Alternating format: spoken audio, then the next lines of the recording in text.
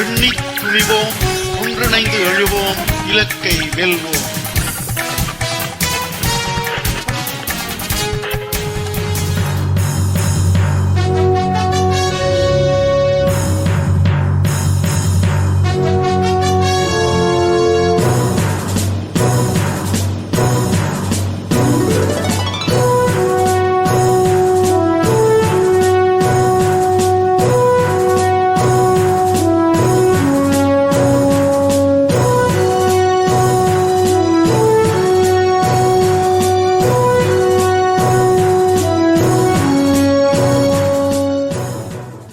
அனைத்துலக உயிரோடை தமிழ் ILC தமிழ் உயிரோடை தமிழில் அன்பர்களே, உலக நகர்வுகள் நிகழ்ச்சியில் பிரித்தானியாவிலிருந்து போரியல் ஆய்வாளர் அரசு அவர்கள் இணைகின்றார். வணக்கம் அரசு அவர்களே.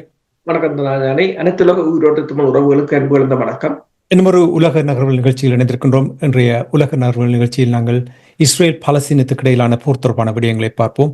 அது மட்டுமில்லாமல் ஹூதி அமைப்பினருடைய நிலைப்பாடுகள் தொடர்பாகவும் நாங்கள் பார்க்கலாம். முதலில் இஸ்ரேல் பாலஸ்தீனம் தொடர்பாக பார்ப்போமாக இருந்தால் அரசோர்களே, காசா நிலப்பரப்பில் தொடர்ச்சியாக இஸ்ரேலுடைய தாக்குதல்கள் நடந்து கொண்டிருக்கின்றது. ஒவ்வொரு நாளும் தொடர்ச்சியாக பாலஸ்தீனியர்கள் இறந்து கொண்டிருக்கிறார்கள். இதுவரையில் 50,000க்கும் மேற்பட்ட பாலஸ்தீனியர்கள் கொல்லப்பட்டு விட்டார்கள். அதில் அதிகமானவர்கள் குழந்தைகளும் பெண்களும் என்பதை போர் ஆரம்பித்த நாளிலிருந்து இதுவரையில் அதே பாணியில் தான் பயணித்துக் கொண்டிருக்கின்றோம் என்பதை நாங்கள் இங்கே அடிக்கடி கூறிக்கொண்டு வந்திருக்கின்றோம். தற்பொழுது உள்ள நிலை என்ன? பேச்சுவார்த்தை தொடர்பாக பேசினார்கள். ஆனால் பேச்சுவார்த்தை முதலாவது சுற்றோடு அது முடிவுக்கு வந்துவிட்டது. ஆனால் தொடர்ச்சியாக பேச்சுவார்த்தையில் ஈடுபட்டுக் கொண்டிருக்கிறார்கள். கள நிலை எவ்வாறு இருக்கிறது? பேச்சுவார்த்தை இஸ்ரேல் உடன்பாடு மார்ச் 18ஆம் நாள் முடிவடைந்தவுடன் இஸ்ரேல் தான் தாக்குதலை ஆரம்பித்திருந்தது. இஸ்ரேல் ஏதோ ஒரு வகையில் ஹமாஸை முற்று முழுதாக இல்லாது செய்ய வேண்டும் என்பதில் தீவிரமாக இருக்கின்றது. அமெரிக்க அதிபர் பதவியேற்றதும் கூறினார், ஹமாஸ் மிக பாரியொரு சேதத்தை சந்திப்பார்கள் ஆயுதங்களை போடாது விட்டால் அல்லது கைதிகளை விடுதலை செய்யாது விட்டால் என்று. தான் பதவியேற்பதற்கு முன் முழு புனை கைதிகளும் விடுதலை செய்யப்பட வேண்டும் என்றெல்லாம் தெரிவித்திருந்தார். ஆனால் எதுவும் நடக்கவில்லை. அவர்கள் அதை விடுவதாகவும் இல்லை.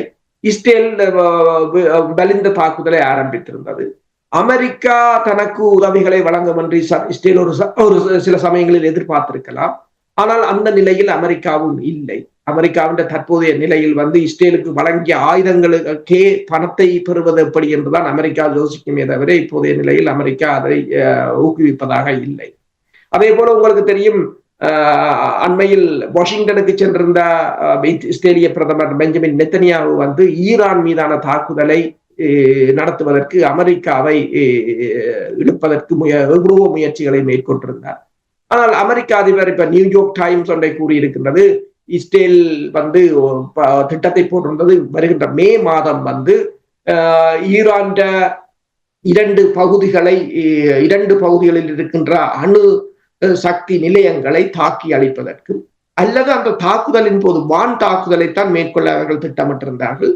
வான் தாக்குதல் நடைபெறுகின்ற அதே சமயம் கொமாண்டோ பாணியில் ஒரு தரை இறக்கத்தையும் அதில் மேற்கொண்டு முற்று முழுதாக அழிப்பது தொடர்பாக திட்டப்பட்டதாக கூறப்படுகின்றது. ஆனால் பிரச்சனை என்னவென்று சொன்னால், அதற்கு அமெரிக்கா ஒத்துழைக்க மறுத்திருக்கின்றது. இந்த தாக்குதல் கிட்டத்தட்ட ஒரு கிழமை தொடர்ச்சியாக மிக பெரும் ஒரு வான் தாக்குதலை நடத்துவதுதான் அவர்களின் திட்டமாக இருந்தது. ஆனால் அமெரிக்கா அதற்கு மறுப்பு தெரிவித்திருக்கின்றது. ஏனென்று சொன்னால், இது அந்த பிராந்தியத்தில மிகப்பெரிய ஒரு தாக்குதல் அச்சத்தை ஏற்படுத்தும். அது மட்டுமல்லாது ஈரான் முன்னைய நிலையில் இல்லை. ஈரானிடமும் பல பெருமளவான ஆயுதங்கள் இருக்கின்றன. அப்ப ஈரானும் திருப்பி தாக்கும் என்ற நிலை. அப்ப பெஞ்சமின் நெத்தனியாவை பொறுத்தவரையில் தனது அரசியலை தக்க வைப்பதற்கு ஒரு தொடர்ச்சியான போர் தேவைப்படுகிறது என்ற ஒரு நிலைமை இருக்கின்றது. நாடு பொருளாதாரத்தாலும் மிகப்பெரிய ஒரு பாரிய வீழ்ச்சியை சந்தித்து விட்டது. எனவேதான் இப்போது காசா பகுதியில் தொடர்ந்து இப்ப நீங்கள் பார்க்கலாம், இந்த புனித ஞாயிறு தினத்தில் கூட கிட்டத்தட்ட 34 பேர் அங்கு கொல்லப்பட்டிருக்கிறார்கள். இதுவரையில் 51,000 பேருக்கு மேல் கொல்லப்பட்டிருக்கிறார்கள். அதிலும் கூடுதலாக பார்த்தீங்கன்னா சொன்னால் 17,000 பேர் குழந்தைகளாக இருக்கிறார்கள். கொல்லப்பட்டவர்களில் 60% மேற்பட்டவர்கள் குழந்தைகளும் பெண்களுமாகத்தான் இருக்கிறார்கள். அங்கு 85% கட்டிடங்கள் முற்றாக அழிக்கப்பட்டு கட்டிடங்களை இழந்தவர்கள் டென்ட் வழியே இருந்தாலும் அதன் மீதும் கூட தாக்குதலை நடத்தி கொண்டுதான் இருக்கிறார்கள். அது மட்டுமல்லாது அந்த பிராந்தியத்தை அந்த பகுதி அந்த பகுதிக்கான அனைத்து உதவிகளையும் நிறுத்தியே வைத்திருக்கிறார்கள். அதாவது கொலெக்டிவ் பனிஷ்மெண்ட் என்று கூறுகிறது. அதைத்தான் ஐக்கிய நாடுகள் சபையும் கூறுகின்றது. ஒரு கூட்டு தண்டனை என்ற மாதிரி எல்லோருக்கும் ஒரு தண்டனை வழங்குவது போல அப்பாவி மக்கள், குழந்தைகள், சிறுவர்கள், பெண்கள், வயோதிபர்கள் எல்லோரையும் இஸ்ரேல் படுகொலை செய்து கொண்டு வருகின்றது. ஆனால் உலக நாடுகளால் இதனையும் செய்ய முடியவில்லை என்பதுதான் துப்பாக்கியமான நிலை. உண்மைதான். எல்லோரும் பார்த்து கொண்டிருக்கிறார்கள், பார்வையாளர்களாக ஏதோ இந்த விளையாட்டு போட்டி நடப்பது போல் பார்த்து கொண்டிருக்கிறார்கள். யாருமே வாய் துறந்து இஸ்ரேலையோ அமெரிக்காவையோ குறை கூறுவதற்கு தயாராக இல்லாமல் இருப்பது ஒரு நிலையை தான் பார்க்கக்கூடியதாக இருக்கின்றது. இதே நேரத்தில் உங்களுக்கு தெரியும், ஹூதிஸ் அமைப்பினர் எவ்வாறு பாலஸ்தீனியர், குறிப்பாக ஹமாஸ் அமைப்பினருக்கு ஆதரவாக தங்களுடைய தொடர் தாக்குதலை செங்கடலில் நடத்தி கொண்டிருந்தார்கள். ஆனால் அமெரிக்கா தங்களுடைய தாக்குதலை துரிதப்படுத்தி இருப்பதாக சமீபத்தில் கூட எண்ணெய் குதத்தை அமெரிக்கா தாக்கியதாக செய்திகள் வருகின்றது. இந்த ஹூதிஸ் அமைப்பினுடைய நிலைப்பாடு, அவர்கள் பலவீனம் அடைந்து கொண்டு போகின்ற நிலைமையை நீங்கள் அவதானிக்கிறீர்களா? உண்மையில் ஹூதிஸ் அமைப்பினர் மீது அமெரிக்கா கடுமையான தாக்குதலை தீவிரப்படுத்தி இருக்கின்றது. இந்த தாக்குதலை 2 விதமாக பார்க்கலாம். ஒன்று, காசா பகுதி மீது இஸ்ரேல் தொடர்ச்சியாக தாக்குதலை நடத்துகின்றது. ஹூதிஸ் அமைப்பினர் மீது அமெரிக்கா தொடர்ச்சியான தாக்குதலை மேற்கொள்ளுகின்றது. ஹூதிஸ் அமைப்பினரின் தாக்குதல் அமெரிக்காவுக்கு நேரடியாக இல்லாவிட்டாலும் நேரடியற்ற முறையில் பாரிய ஒரு பொருளாதார ராஜதந்திர பிரச்சனைகளை தோற்றுவித்துக் கொண்டிருக்கிறது. சுயஸ் கால்வாயினூடான போக்குவரத்து கிட்டத்தட்ட முற்றாக நிறுத்தப்படுகின்ற நிலைமையாகத்தான் இருக்கின்றது. அதனால் அந்த அரபு நாடுகளுக்கு, இப்ப உதாரணம் எகிப்தை பார்த்தால் கிட்டத்தட்ட $7 பில்லியன் போன வருடம், இப்போ இன்னும் கூடவாக இருக்கும் நஷ்டம் என்று கூறுகிறார்கள். கப்பல் நிறுவனங்களும் அவ்வாறு. இந்த கப்பல் இதில் பாத்தீங்கன்னா ரஷ்யா, சீனாவின் கப்பல்களை அவர்கள் தாக்குவதில்லை. அப்ப இது மேற்குலகத்தின் சார்ந்த கப்பல்கள், இப்ப பிரித்தானியாவின் கப்பல்களாக இருக்கலாம், இஸ்ரேலியாக இருக்கலாம், அமெரிக்காவின்டியாக இருக்கலாம், அவர்களின் கப்பல்களை தாக்குவதால் அந்த கப்பல்களின் நடவடிக்கைகள் மட்டுப்படுத்தப்படுகின்ற அதே சமயம் ஏனைய நாடுகள் அதற்குள் அவர்களின் பயணங்களை அவர்கள் மேற்கொள்ளக்கூடியதாக இருக்கின்றது. இது அமெரிக்காவுக்கு பொருளாதார ரீதியாக மிகப்பெரிய ஒரு சவாலானது. ஆனால் தாக்குதல் நடத்துவதும் பொருளாதார ரீதியாக கடுமையான சேதங்கள் என்று கூறப்படுகின்றது. உதாரணமா பார்த்தீங்கன்னு சொன்னால், இந்த வருட ஆரம்பத்தில் இருந்து இன்று வரை கிட்டத்தட்ட 600க்கும் மேற்பட்ட தாக்குதல்கள் இடம்பெற்றிருக்கின்றன. இந்த தடவை அவர்கள் பெருமளவில் ஹூதிஸ் அமைப்பினரின் பொருளாதார மையங்கள், நீங்கள் கூறியது போல அந்த எண்ணெய் துறைமுகம், சந்தைகள், அடுத்ததாக முக்கிய தலைவர்களை குறிவைத்து தாக்குதல் நடத்துவதாக கூறப்படுகிறது. ஆனால் ஏமனின் அமைவிடம், பூகோள அமைவிடத்தை பொறுத்தவரையில் பெருமளவு மலைகளை கொண்டது. கடந்த 10 வருடங்களுக்கு மேல் அவர்கள் சவுதி அரேபியா, அமெரிக்கா, UAE போன்ற நாடுகளின் தாக்குதல்களுக்கு முகம் கொடுத்தவர்கள். அப்ப அந்த தாக்குதல்களால் அவர்கள் தங்கள் ஆயுத களஞ்சியங்களாக இருக்கலாம், இருப்பிடங்களாக இருக்கலாம், மலைகளை குடைந்து அவர்கள் மிகவும் ஒரு பாதுகாப்பான கட்டமைப்புகளை கொண்டிருப்பதால் தாக்கு பிடிக்கக்கூடியதாக இருக்கின்றது. அமெரிக்கா டிகோகாசியாவின் தளத்துல கூட கிட்டத்தட்ட 6 B2 ரக அதாவது அதிநவீன குண்டு வீச்சு விமானங்களை கொண்டு சென்று நிறுத்தி இருக்கின்றது. அந்த பிரதேசத்தில் 2 விமானம் தாங்கி கப்பல்களை நிறுத்தி இருக்கின்றது. USS கேரி ட்ரூமர், மற்றது கார்ல் வின்சன். அந்த கார்ல் வின்சன் மீதும் ஹூதிஸ் அமைப்பினர் தாக்குதல் நடத்தியதாக தெரிவிக்கப்படுகிறது. இந்த அமெரிக்காவின் தாக்குதலை பொறுத்தவரையில் ஹூதிஸ் அமைப்பினருக்கு சேதங்கள் ஏற்பட்டிருக்கலாம். பார்த்தீங்கன்னு சொன்னால், இந்த கடந்த 2 நாட்களில் இடம்பெற்ற தாக்குதல்களில் கிட்டத்தட்ட 80 பேர் கொல்லப்பட்டதாக அல் ஜஸீரா இருக்கிறது. அவர்களுக்கு தாக்குதல் இழப்புகள் ஏற்பட்டாலும் அமெரிக்காவும் மிக பாரிய பொருளாதார செலவுகளை கண்டு வருவதாக கூறப்படுகிறது. கிட்டத்தட்ட 2 பில்லியனை செலவழித்திருப்பதாக ஃபாக்ஸ் நிறுவனம் தெரிவித்திருக்கிறது. இந்த 4 மாதத்தில் ஹூதிஸ் மீதான தாக்குதலுக்கு $2 பில்லியன் செலவாகி இருப்பதாக கூறப்படுகிறது. அதே நேரம் அமெரிக்காவின் உளவு விமானங்களை அவர்கள் கிட்டத்தட்ட 24 உளவு விமானங்களை சுட்டு வீழ்த்தி இருக்கிறார்கள். MQ-9 ரக உளவு விமானங்கள். அது ஒன்று $32 மில்லியன் பெறுமதியானது. ஆனா அமெரிக்காவிடம் இருப்பதே கிட்டத்தட்ட 230 விமானங்கள் தான். அதில் கிட்டத்தட்ட 10% அவர்கள் சுட்டு வீழ்த்தியிருப்பதாகத்தான் கூறப்படுகிறது. அப்ப தொடர்ந்து இதனை அமெரிக்கா நடத்த முடியுமா என்ற கேள்வி இருக்கிற அதே சமயம் ஹூதிஸ் அமைப்பினருக்கும் பொருளாதார ரீதியாக பார்த்தால் கடுமையான சேதமாகத்தான் இருக்கு. இது என்ன விதமான விளைவுகளை ஏற்படுத்த போய் உங்களுக்கு தெரியும், ஹூதிஸ் அமைப்பினருக்கு முழு ஆதரவும் ஈரான் வழங்கி கொண்டு வருகின்றது. கடந்த 2 வாரங்கள் நாங்கள் உரையாடும் பொழுது நீங்கள் கூறினீர்கள் ஈரானும் அமெரிக்காவும் பேச்சுவார்த்தையில் ஈடுபட்டுக் கொண்டிருக்கின்றது.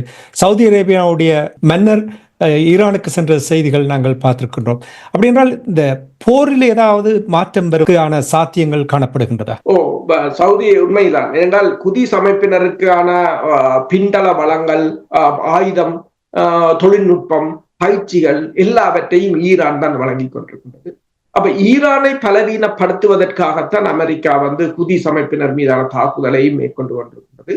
உதாரணமாக ஹிஸ்புல்லாக்களின் பலத்தை ஒடுக்கியதாக கூறுகிறார்கள். அதே நேரம் ஹமாஸின் பலத்தை குறைத்திருப்பதாக கூறுகிறார்கள். அதே போல ஹூதிஸ் அமைப்பினரின் பலத்தை குறைத்து விட்டால் ஈரான் ஏதோ ஒரு வகையில் பலம் இழந்ததாக. உதாரணமாக நீங்கள் பார்க்கலாம், சிரியாவில் கூட ஈரான் பலத்தை குறைத்து விட்டதாக கூறுகிறார்கள். உண்மையில் சிரியாவை கைவிட்டது ஈரானும் ரஷ்யாவும் என்று சொன்னால், சிரியாவை வைத்திருப்பது அவர்களுக்கு செலவு மிக்கதும், அது ஒரு களமுனை, தற்போதைக்கு தேவையற்ற களமுனை என்று சொல்லி.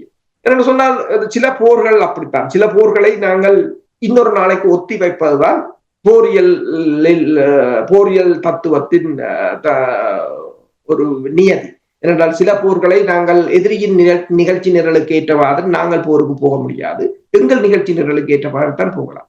அதே போலதான் சிரியாவை ரஷ்யாவும் ஈரானும் கைவிட்டிருந்தன. இப்போது சிரியாவில் இருக்கின்ற படைத்தளங்களில் ரஷ்யா தனது ஆயுதங்களையும் விமானங்களையும் தாக்குதல் விமானங்களையும் அதிகரித்துக் கொண்டிருப்பதாகவும் ஏவுகணைகளை அதிகரித்துக் கொண்டிருப்பதாகவும் கூறப்படுகிறது. அவர்கள் இன்னொரு தாக்குதலுக்கு பேருந்து தயாராகுவார்கள்.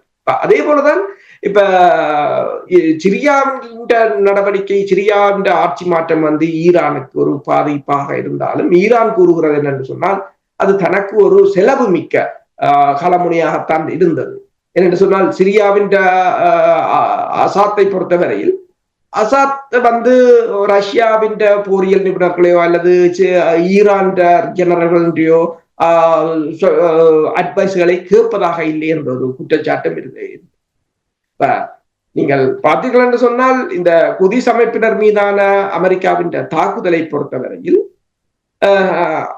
அந்த பிராந்தியத்தில் அவர்களை பலவீனப்படுத்துவதற்கான முயற்சி. ஆனால் அதற்கு அடுத்ததாக நீங்க பாத்தீங்கன்னா, நீங்க கூறியது போல சவுதி அரேபியாவின் பாதுகாப்பு அமைச்சர், அவர் நான் நினைக்கிறேன் சவுதி அரேபியா மன்னரின் மகன் நினைக்கிறேன், அவர் அண்மையில் ஈரானுக்கு போயிருந்தார். பல வருடங்களுக்கு பின்னர் இடம்பெற்ற ஒரு முக்கியமான நிகழ்வாகத்தான் அதனை பார்க்கிறார்கள். அதே சமயம் நீங்கள் பார்க்கலாம், ஈரான் ரஷ்யாவுடன் ஸ்ட்ராட்டஜிக் பார்ட்னர்ஷிப் உடன்பாட்டை மேற்கொண்டிருந்தது. அதை ரஷ்யாவின் நாடாளுமன்றம் அங்கீகரித்திருந்தது. இப்போது ரஷ்யாவின் வெளிவார அமைச்சர் ஒன்றை கூறியிருக்கின்றார், லாரோவ் கூறியிருக்கிறார் என்னென்று சொன்னால், ஈரானுக்கும் அமெரிக்காவுக்கும் இடையிலான இந்த பேச்சுவார்த்தையில் ரஷ்யா ஒரு நடுநிலைமையாளராக உதவி செய்வதற்கு வேண்டுமென்றால் ரஷ்யா அதற்கு வரும் என்று ரஷ்யா கூறியிருக்கு. இப்ப ரஷ்யாவின் Su-35 ரக விமானங்கள் இடைமறைப்பு தாக்குதல் விமானங்கள். உங்களுக்கு தெரியும், கடந்த வாரம் கூட நாங்கள் கதைத்திருந்தோம், உக்ரைனில் F-16 விமானத்தை சுட்டு வீழ்த்தியிருக்கிறார்கள். இப்போது ஏமன் பகுதியில் தாக்குதலை மேற்கொள்வது அமெரிக்காவின் F-16 விமானங்கள் தான் பெருமளவில். ஆனால் ரஷ்யா Su-35 வழங்குவாக இருந்தால் ஈரானுக்கு F-16 அந்த பிராந்தியத்தில் இயங்க முடியாது. இப்ப இதெல்லாம் அமெரிக்காவுக்கும் தெரியும். எனவேதான் இஸ்ரேலின் நடவடிக்கைக்கு அமெரிக்கா உடனடியாக பச்சை கொடியை காட்ட. அப்படி என்றால் ஈரானுக்கும் அமெரிக்காவுக்கும் இடையிலான பேச்சுவார்த்தை எவ்வாறு செல்லலாம் என்று நீங்கள் எதிர்பார்க்கிறீர்கள்? முதற்கட்ட பேச்சுவார்த்தை இடம்பெற்றிருந்தது ஓமானில்.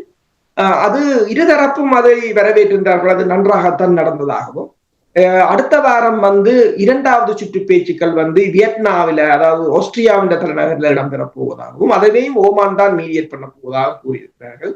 இதே சமயம் ரஷ்யாவும் கூறியிருக்கின்றது தாங்கள் அதற்கான அனுசரணையை வழங்குவோம். ஆனால் நாங்க இப்ப ஒன்றை பார்க்கலாம், சவுதி அரேபியாவின் பாதுகாப்பு அமைச்சர் ஈரானுக்கு வந்திருக்கின்ற அதே சமயம் ஈரான் வெளிவார அமைச்சர் வந்து ரஷ்யாவுக்கு சென்றார்.